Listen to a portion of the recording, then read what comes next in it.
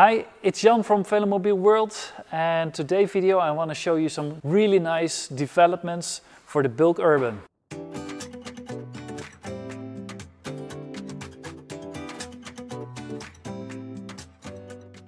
Last weeks we have been working on tank steering for Bülk Urban. We couldn't copy paste the tank steering from the MK1 on the Bülk Urban. That's why we had to develop by ourselves something. To do that, we had to cut open the body of an Urban or an Bülk for more.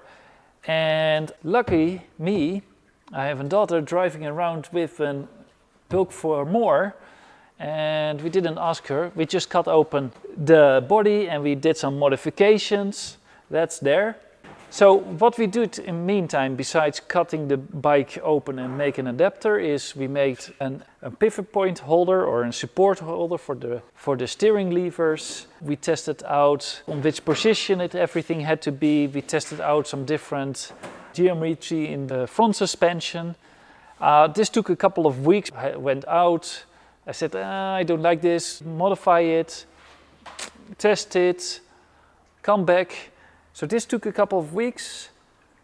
Now I'm very happy about how it cycles, how it brakes, how it steers. The next step for us is to modify the main mold.